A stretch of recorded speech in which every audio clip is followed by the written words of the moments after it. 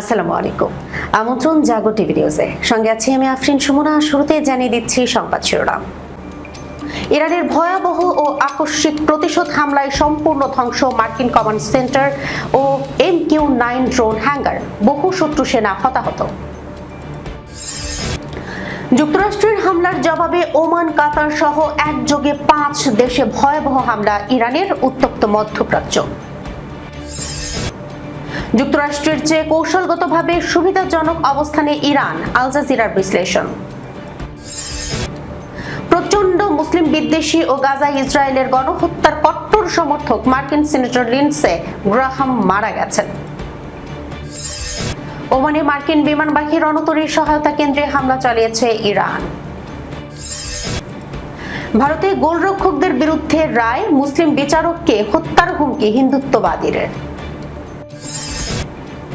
যুদ্ধাপরাধ করার জন্য ইসরায়েল যুক্তরাষ্ট্রের বিরুদ্ধে বিচার প্রক্রিয়া শুরুর ঘোষণা তেহরানের। আমিরাতের কাছে S-400 বিক্রি করে আমেরিকার মন জয়ের চেষ্টা তুরস্কের। দর্শক, শিরোনাম শুনছিলেন, এবার জানিয়ে দিচ্ছি বিস্তারিত। ইরানের ভয়াবহ ও আকস্মিক প্রতিশোধ হামলায় সম্পূর্ণ ধ্বংস মার্কিন কমান্ড সেন্টার ও MQ-9 ড্রোন হ্যাঙ্গার, বহু শত্রু সেনা হতাহত। প্রতিবেদনে বলা হয়েছে, যুক্তরাষ্ট্রের তৃতীয় দফা বিমান হামলার জবাবে ইরান চূর্ণ বিচূর্ণ করা একটি পাল্টা হামলা চালিয়েছে। ইসলামিক বিপ্লবী গার্ড কর্পস IRGC দাবি করেছে, তারা জর্ডানের প্রিন্স হাসান এয়ারবেসে অবস্থিত মার্কিন কমান্ড অ্যান্ড কন্ট্রোল সেন্টার ও MQ-9 ড্রোন হ্যাঙ্গার সম্পূর্ণ ধ্বংস করেছে। শুধু জর্ডান নয়, ইরানের এই পাল্টা আক্রমণ উপসাগরীয় অঞ্চলের একাধিক দেশে ছড়িয়ে পড়েছে। IRGC জানিয়েছে, তারা কাতারের আল উদেইদ বিমান ঘাঁটিতে ব্যালিস্টিক ক্ষেপণাস্ত্র হামলা চালিয়েছে, যেখানে মার্কিন যুদ্ধ বিমান মেরামত ও রক্ষণাবেক্ষণ কেন্দ্র এবং আরেকটি কমান্ড সেন্টার ধ্বংস করা হয়েছে।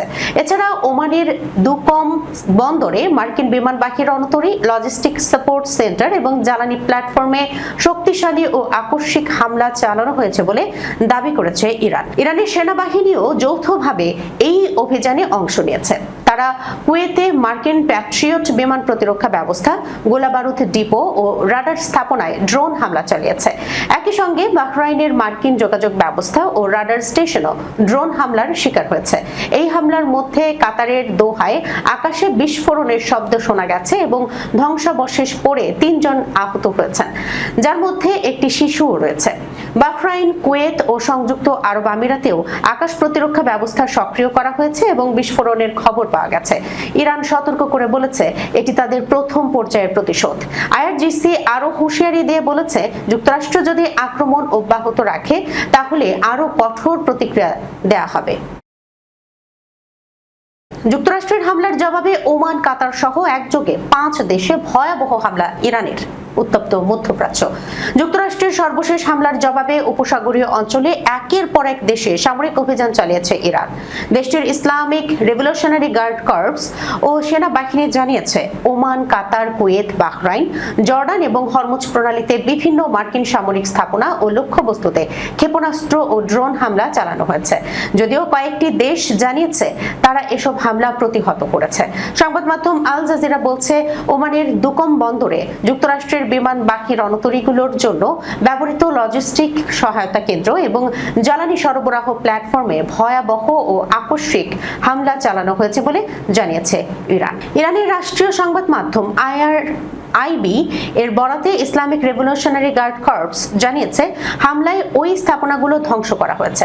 IRGC বলেছে, যুক্তরাষ্ট্রের হামলার জবাবে এটি তাদের প্রতিশোধমূলক অভিযানের তৃতীয় ধাপ।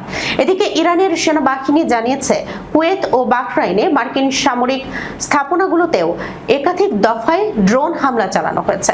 IRIB-র বরাতে প্রকাশিত এক বিবৃতিতে সেনাবাহিনী জানায়, বিস্ফোরকবাহী ড্রোন ব্যবহার করে কুয়েতে যুক্তরাষ্ট্রের প্যাট্রিয়ট আকাশ প্রতিরক্ষা ব্যবস্থা, একটি গোলা বারুদ গুদাম এবং একটি রাডার স্থাপনায় হামলা চালানো হয়েছে। বিবৃতিতে আরো বলা হয়, বাহরাইনে যুক্তরাষ্ট্রের একটি যোগাযোগ ব্যবস্থা এবং একটি রাডার স্থাপনাও ড্রোন হামলার লক্ষ্যবস্তু ছিল। ইরানের সেনাবাহিনীর দাবি, দক্ষিণ ইরানে যুক্তরাষ্ট্রের অব্যাহত হামলার জবাব হিসেবেই এসব অভিযান চালানো হয়েছে। অন্যদিকে কুয়েতের সেনাবাহিনী জানিয়েছে, দেশটির আকাশ সীমায় প্রবেশ করা প্রজেক্টাইল প্রতিহত করা হয়েছে। সামাজিক যোগাযোগ মাধ্যম এক্সে দেয়া এক পোস্টে তারা জানায়, দেশের বিভিন্ন স্থানে যে বিস্ফোরণের শব্দ শোনা যাচ্ছে তা তাদের আকাশ প্রতিরক্ষা ব্যবস্থার মাধ্যমে হামলা প্রতিহত করার কারণেই শোনা যাচ্ছে। একই সঙ্গে সংশ্লিষ্ট কর্তৃপক্ষের দেয়া নিরাপত্তা নির্দেশনা মেনে চলার জন্য সবাইকে অনুরোধ জানিয়েছে কুয়েতের সেনাবাহিনী। এদিকে আইআরজিসি নতুন এক বিবৃতিতে দাবি করেছে কাতারের আল উদাইদ বিমান ঘাঁটিতে ব্যালিস্টিক ক্ষেপণাস্ত্র হামলা চালানো হয়েছে। তাদের দাবি হামলার ওই ঘাঁটির যুদ্ধ বিমান রক্ষণাবেক্ষণ ও মেরামত কেন্দ্র এবং কমান্ড অ্যান্ড কন্ট্রোল সেন্টার ধ্বংস করা হয়েছে। তবে কাতারের প্রতিরক্ষা মন্ত্রণালয় এর আগে জানিয়েছিল কাতারের ভূখণ্ড লক্ষ্য করে ছোড়া একটি ক্ষেপণাস্ত্র সফলভাবে প্রতিহত করা হয়েছে। কৌশলগত পরামর্শক প্রতিষ্ঠান দ্য কিলওয়েন গ্রুপের চেয়ারম্যান হারলান উলম্যান বলেছেন, হরমুজ প্রণালীর ওপর ইরানের প্রভাব যুক্তরাষ্ট্রকে কৌশলগতভাবে কঠিন অবস্থায় ফেলেছে। সাবেক এই মার্কিন নৌ কর্মকর্তা আল জাজিরাকে বলেন, একেবারে শুরু থেকেই এটা অস্পষ্ট ছিল যে এই সংঘাতে যুক্তরাষ্ট্রের প্রকৃত লক্ষ্য কি ছিল। অনেকেই প্রশ্ন করেছেন, ইরান যুদ্ধ থেকে যুক্তরাষ্ট্র আসলে কি অর্জন করতে চেয়েছিল।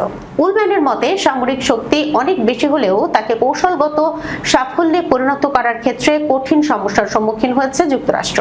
তিনি বলেন, যুক্তরাষ্ট্রের সামরিক ক্ষমতা অনেক শক্তিশালী, কিন্তু তারা কি ইরানের উপর এত চাপ দিতে পারবে যে ইরান তার নীতি বা মনোভাব বদলে ফেলবে? আমার মনে হয় সেটা সম্ভব নয়। তিনি আরো বলেন, এই পরিস্থিতিতে কৌশলগতভাবে ইরানই তুলনামূলক ভালো অবস্থানে আছে, কারণ ইরানকে শুধু এইটুকু বলতে হবে যে আমরা হরমুজ প্রণালী বন্ধ করে দেব, আমরা উপসাগরীয় অঞ্চলের প্রতিবেশী দেশগুলোর উপর হামলা চালাবো। এতেই যুক্তরাষ্ট্রের উপর বড় ধরনের চাপ তৈরি হবে। তার মধ্যে যুক্তরাষ্ট্রের হাতে মূলত আকাশ পথে হামলা চালানো ছাড়া তেমন কোনো কার্যকর উপায় নেই, কিন্তু এতে এমন কোনো ফল পাওয়া যাচ্ছে না যা দুই পক্ষের কারো জন্যই ভালো। উলম্যান সতর্ক করে বলেন, এই সংঘাত একটি বৃহত্তর আঞ্চলিক যুদ্ধে রূপ নেওয়ার ঝুঁকি রয়েছে। তার মতে বিশ্ব অর্থনীতি এবং পরিস্থিতি সামাল দিতে প্রস্তুত নয়। তিনি বলেন, বিশ্বে ব্যবহৃত মোট জ্বালানির প্রায় 20% হরমুজ প্রণালী দিয়ে পরিবহন করা হয়। যদি এই পথ একদিন, এক সপ্তাহ, এক মাস বা আরো দীর্ঘ সময়ের জন্য বন্ধ হয়ে যায়, তাহলে বিশ্ব অর্থনীতির উপর ভয়াবহ প্রভাব পড়বে। সূত্র আল জাজিরা। প্রচন্ড মুসলিম বিদ্বেষী ও গাজায় ইসরায়েলের গণহত্যার কট্টর সমর্থক মার্কিন সিনেটর লিন্ডসে গ্রাহাম মারা গেছেন। মার্কিন সংবাদ মাধ্যমের প্রতিবেদনে বলা হয়েছে, যুক্তরাষ্ট্রের খ্যাতনামা রিপাবলিকান সিনেটর ও ইসরায়েলের ঘনিষ্ঠ মিত্র লিন্ডসে গ্রাহাম মারা গেছেন। মার্কিন প্রেসিডেন্ট ডোনাল্ড ট্রাম্পের অন্যতম সহযোগী গ্রাহামের মৃত্যুকালে বয়স হয়েছিল 71 বছর। রোববার বার্তা সংস্থা রয়টার্সের এক প্রতিবেদনে এই তথ্য জানানো হয়েছে। আজ ভোরে গ্রাহামের কার্যালয়ের জনসংযোগ বিভাগের প্রধান সামাজিক যোগাযোগ মাধ্যম এক্সে দেয়া এক পোস্টে জানান, তিনি আকস্মিকভাবে অসুস্থ হয়ে শনিবার সন্ধ্যায় মারা গেছেন। এ সময় প্রার্থনা ও পাশে থাকার জন্য তার পরিবার সবার প্রতি কৃতজ্ঞতা জানিয়েছে। পাশাপাশি এই কঠিন সময়ে গোপনীয়তা রক্ষার অনুরোধ জানানো হয়েছে। গ্রাহাম 2002 সালের প্রথমবারের মতো মার্কিন সিনেটে নির্বাচিত হন। এরপর 2008, 2014 ও 2020 সালে পুনরায় নির্বাচিত হন। এর আগে 1994 সালে তিনি মার্কিন কংগ্রেসের নিম্নকক্ষ প্রতিনিধি পরিষদে দক্ষিণ ক্যারোলাইনার 3য় কংগ্রেসীয় জেলার প্রতিনিধিত্ব করেন। তিনি সম্প্রতি সিনেট বাজেট কমিটির চেয়ারম্যান হিসেবে দায়িত্ব পালন করছেন। এছাড়া তিনি সিনেটের বরাদ্দ কমিটি, বিচার বিভাগীয় কমিটি এবং পরিবেশ ও গণপূর্ত কমিটির সদস্য হিসেবেও দায়িত্ব পালন করেছেন। মার্কিন এই সিনেটর 2003 সালে ইরাকে আগ্রাসনের একজন বলিষ্ঠ সমর্থক ছিলেন। তিনি দীর্ঘদিন ধরে ইরানের বিরুদ্ধে সামরিক পদক্ষেপের পক্ষে অবস্থান নিয়ে আসছিলেন। তার ওয়েবসাইটে বলা হয়েছে, গ্রাহাম সন্ত্রাস বিরোধী যুদ্ধে ধারাবাহিকভাবে এমন নীতির পক্ষে ছিলেন যা যুক্তরাষ্ট্রের দীর্ঘমেয়াদী জাতীয় নিরাপত্তা স্বার্থ রক্ষা করবে। এছাড়া তিনি ইসরায়েলের একজন কট্টর সমর্থক ছিলেন এবং ইরানের বিরুদ্ধে ট্রাম্পের চলমান সামরিক অভিযানেরও জোরালো সমর্থন জানিয়েছিলেন। আজ সকালে ইসরায়েলের প্রতিরক্ষা মন্ত্রণালয় তার মৃত্যুতে শোক জানিয়েছে। মন্ত্রণালয় তাকে ইসরায়েলের সবচেয়ে কঠিন সময়ে পাশে দাঁড়ানো একজন ঘনিষ্ঠ বন্ধু হিসেবে উল্লেখ করেছে। সূত্র রয়টার্স। ওমানের দুকম বন্দরে অবস্থিত মার্কিন বিমানবাহী রণতরীর লজিস্টিক সহায়তা কেন্দ্র এবং জ্বালানি সরবরাহ প্ল্যাটফর্মে হামলার দাবি করেছে ইরান। রোববার মার্কিন হামলার জবাবে এই হামলা চালানো হয়েছে বলে জানিয়েছে ইরানের ইসলামী রেভলিউশনারি গার্ড কর্পস। আইআরজিসি এক বিবৃতিতে বলা হয়, তাদের এরোস্পেস ফোর্স যুক্তরাষ্ট্রের বিমানবাহী রণতরীগুলোর সহায়ক অবকাঠামো লক্ষ্য করে এই হামলা চালায়। বিবৃতিতে কোরআনের একটি আয়াত উদ্ধৃত করে বলা হয়, প্রতিশোধের জবাব সমানভাবে দেয়া হবে।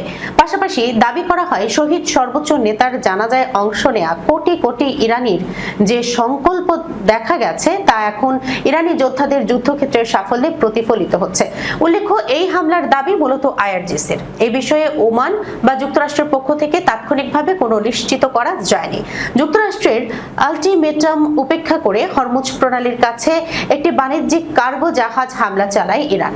ইসলামিক রেভলিউশনারি গার্ড কোরের ক্ষেপণাস্ত্র হামলার জবাবে ইরানের বিভিন্ন সামরিক লক্ষ্যবস্তুতে নতুন করে পাল্টা হামলা চালায় যুক্তরাষ্ট্র।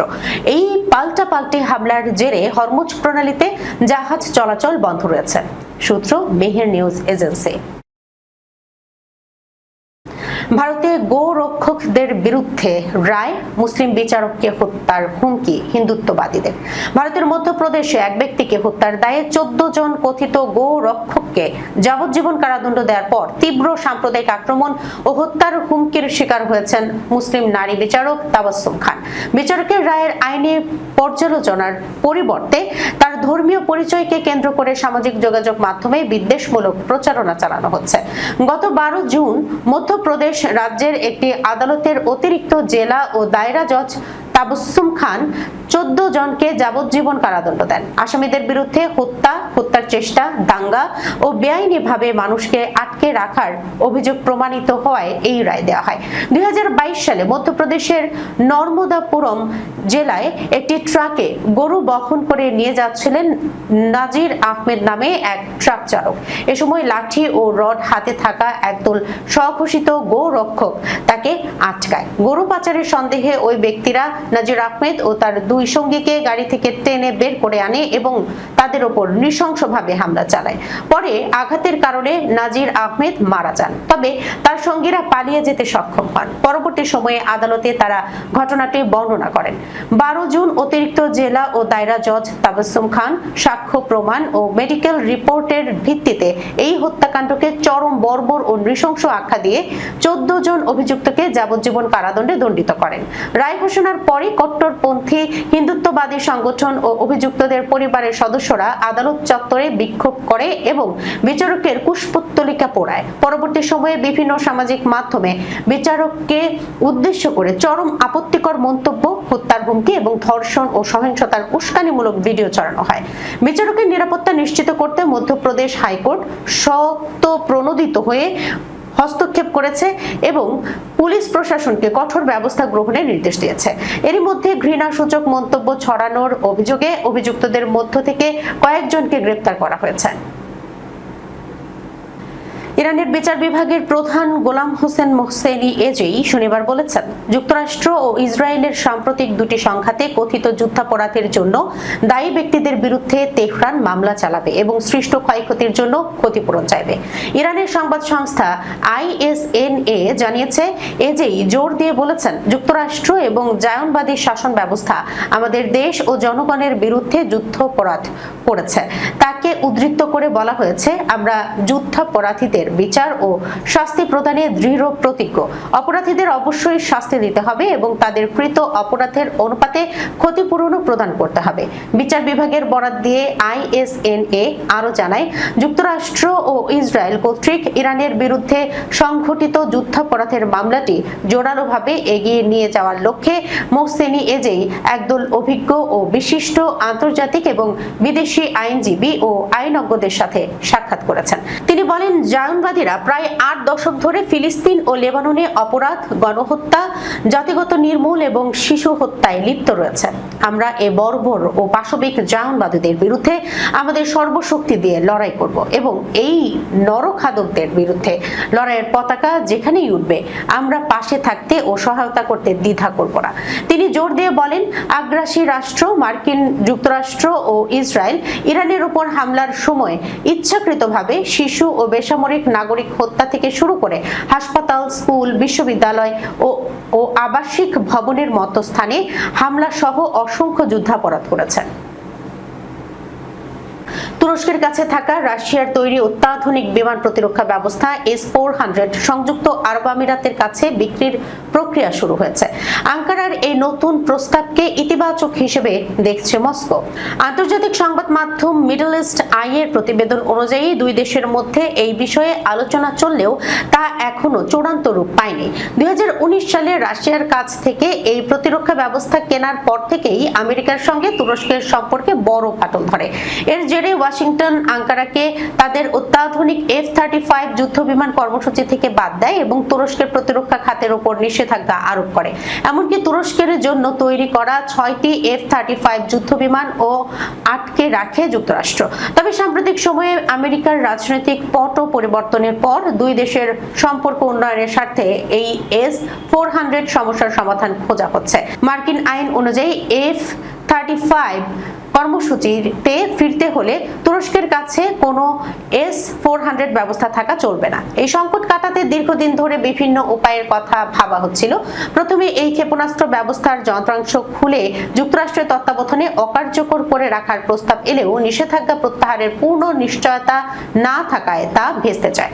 এরপরই বিকল্প হিসেবে তৃতীয় কোনো দেশের কাছে এটি বিক্রির পরিকল্পনা করা হয়, যেখানে ক্রেতা হিসেবে সংযুক্ত আরব আমিরাতের নাম সামনে আসে। ক্রেমলিনের মুখপাত্র দিমিত্রি পেসকভ জানিয়েছেন যে এই বিষয়ে তুরস্কের সঙ্গে আলোচনা চলছে, তবে সংবেদনশীলতার কারণে বিস্তারিত এখনই প্রকাশ করা হচ্ছে না। দর্শক, এই ছিল এখনকার মতো জাগো টিভি নিউজে। যাবার আগে সংবাদ শিরোনামগুলো জানিয়ে দিচ্ছি আরো একবার। ইরানের ভয়াবহ ও আকস্মিক প্রতিশোধ হামলায় সম্পূর্ণ ধ্বংস মার্কিন কমান্ড সেন্টার ও MQ-9 ড্রোন হ্যাঙ্গার, বহু শত্রু সেনা হতাহত। যুক্তরাষ্ট্রের হামলার জবাবে ওমান, কাতার সহ একযোগে 5 দেশে ভয়াবহ হামলা ইরানের, উত্তপ্ত মধ্যপ্রাচ্য। যুক্তরাষ্ট্রের চেয়ে কৌশলগতভাবে সুবিধাজনক অবস্থানে ইরান, আল জাজিরার বিশ্লেষণ। প্রচন্ড মুসলিম বিদ্বেষী ও গাজায় ইসরায়েলের গণহত্যার কট্টর সমর্থক মার্কিন সিনেটর লিন্ডসে গ্রাহাম মারা গেছেন। ওমানে মার্কিন বিমানবাহী রণতরীর সহায়তা কেন্দ্রে হামলা চালিয়েছে ইরান। ভারতে গোলরক্ষকদের বিরুদ্ধে রায়, মুসলিম বিচারককে হত্যার হুমকি হিন্দুত্ববাদীর। যুদ্ধাপরাধ করার জন্য ইসরায়েল যুক্তরাষ্ট্রের বিরুদ্ধে বিচার প্রক্রিয়া শুরুর ঘোষণা তেহরানের। আমিরাতের কাছে S-400 বিক্রি করে আমেরিকার মন জয়ের চেষ্টা তুরস্কের। এখনকার মতো এই পর্যন্তই। এতক্ষণ পর্যন্ত যারা সঙ্গে ছিলেন সবাইকে ধন্যবাদ। আল্লাহ হাফেজ।